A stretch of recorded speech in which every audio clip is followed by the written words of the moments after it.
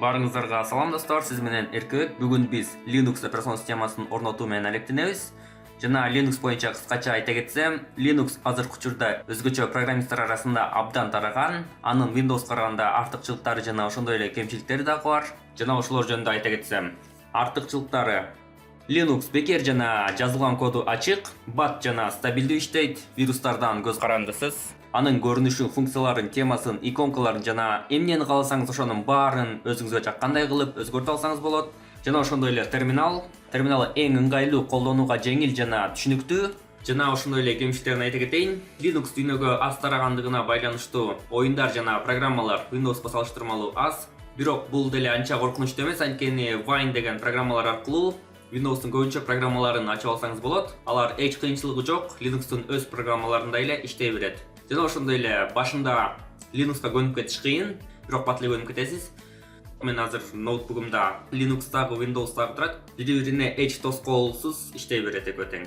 Windows'ка көбүнчө Photoshop жана Microsoft Office программасы үчүн эле кирем, бирок Linux'та деле Office бар жана Photoshop деле бар, бирок Photoshop бир аз кыйналып калат экен, ошондуктан Photoshop жана дизайн программалары үчүн мен Windows колдоном, а башка учурлардын баарына Linux эле колдоном. Chrome программасы, мисалы YouTube.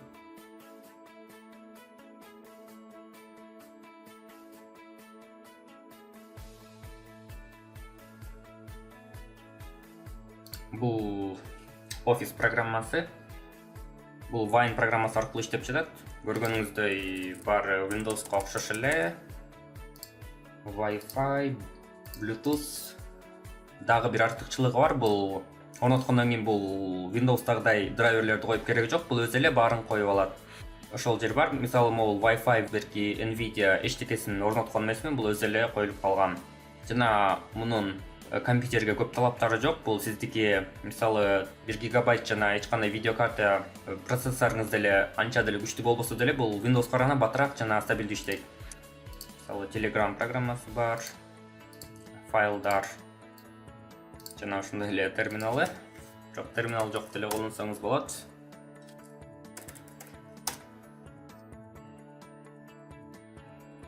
Берки ноутбук болсо берки функционалдык клавишалардын баары жакшы эле иштейт. Дагы тачпады да жакшы иштейт. Бул азыр мен тачпад аркылуу колдонуп жатам. Ака мисалы моуну ачып коеюн. Мисалы видео болсун. Анда эмесе орнотууну баштайлы. Орнотууга бизге Rufus деген программа керек, жана ошондой эле Ubuntu'нун образы жана 4 гигабайттан жогору болгон флешка керек болот. Келгиле эң биринчи Rufus деген программаны жүктөп алалы. akeo.ie деген сайт экен. Мунун ичинен бул жерде Rufus download'ты басалы. Жана экинчи бизге керек болгон нерсе бул Ubuntu'нун образы. Ubuntu деп жазалы. ubuntu.com деген сайт экен. 64 биттин көчүрөлү. Torrent. Жана көчүп бүткөн соң Rufus деген программаны ачыңыз.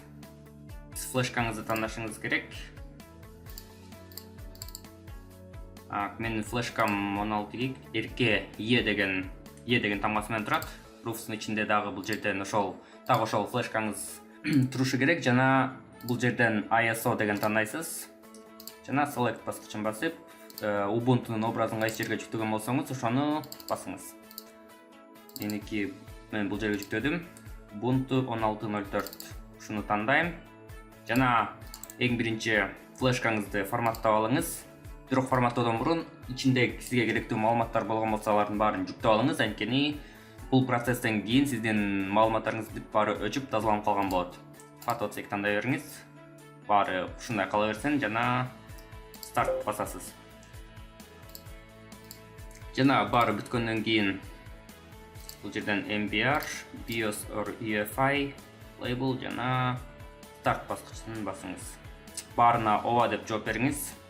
Баары бүткөндөн кийин BIOS-уңузду тууралап, жанагы Ubuntu образ жазылган флешкадан жүктөңүз.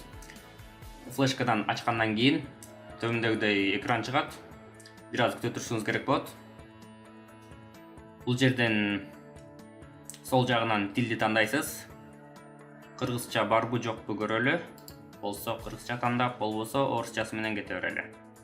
Кыргызча жок окшойт. Орусчаны тандап, уланта берели. орысча.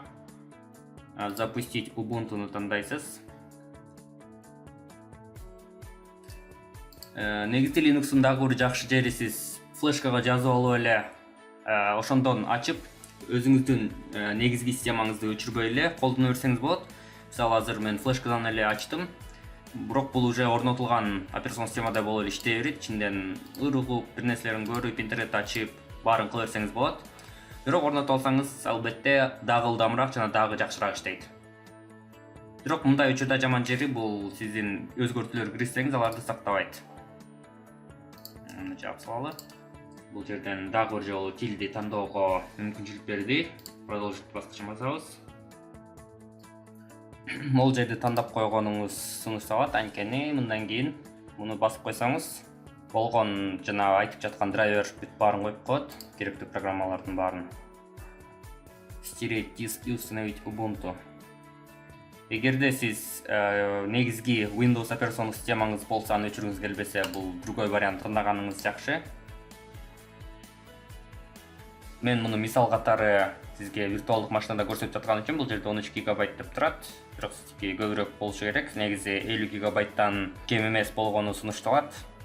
Плюс баскычын басып, первичный деп тандайсыз. XZT4.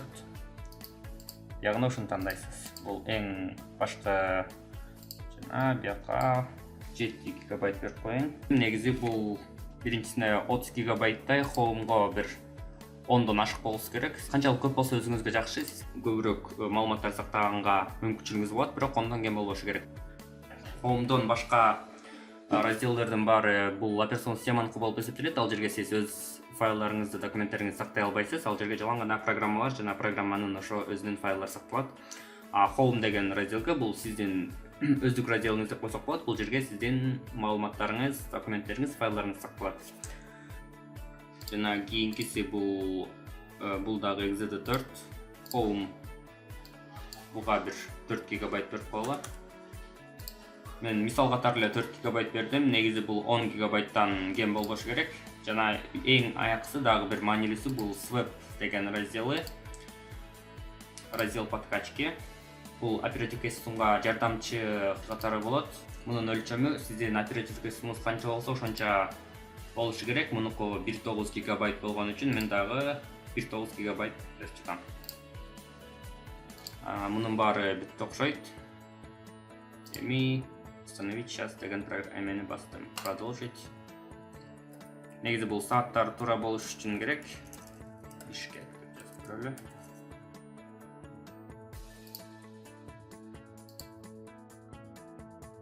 Киргизская деген да бар экен.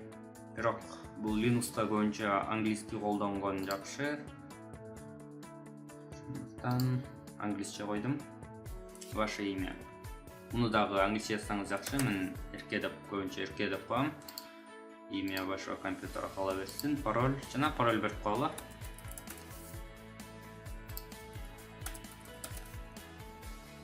Шифровать негизи кереги деле жок. Продолжить. Мына ушу менен Ubuntu орнотуу процесси башталды. Бул негизи бат эле болот. Бир 15-20 мүнөткө жетпеши керек да. Кээде ошондой, орточо ошондой болот.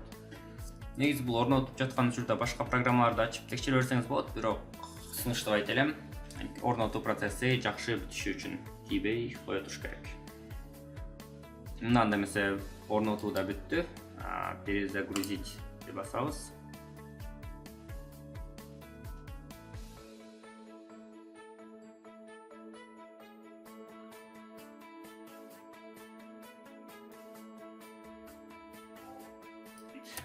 Парольду жазабыз дагы, киребиз. Мына ошону менен орнотуу дагы бүттү. Эң биринчи орнотуп жаткан болсоңуз ушундай жардамчы панелдер чыгып турат. Бул жерде сизге орусча айтканда горячий клавишаларды көрсөтүп турат. Супер деп бул жерде бул Windows эмес болгон үчүн Windows деген кнопканы бул жерде супер деп атайт. Alt-tab негизги ысык клавишалардын баары эле иштейт. Мисалы Alt-tab басып мынтип программалардан өтсөңүз болот. Тилдерди бул жерден кошуп алсаңыз болот. Мен жана англисче тандап койгон үчүн азыр бүт англисче болуп жатат. Бул жерден орусчаны издейле. Видео жагында болуш керек. Жана бул жерден которуу кнопкаларын да койсоңуз болот. Негизи өзү супер пробел менен которот. Супер айтып кеткенде Windows баскычы. Windows пробел бассаңыз тил которулуп турат. Бул жерден үндөрү дагы иштеши керек. Бишкек деп тандаган үчүн бул күндөр бүт кыргызча болуп калды. Бул бир аз сүйүндүрөт кыргызча болгону. 110 гигабайт 64 разряддуу. Бул жерден параметр системадан дагы башка нерселерди өзгөртүп алсаңыз болот. Bluetooth баары бар. Оформление, башка болуп файлдар бүт баары иштеп жатат.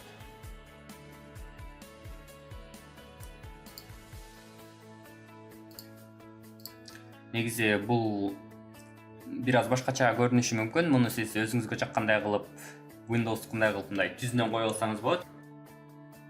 Мына ошону менен орнотуу аяна жетти. Көргөнүңүздөргө чоң рахмат. Саламатта калыңыз.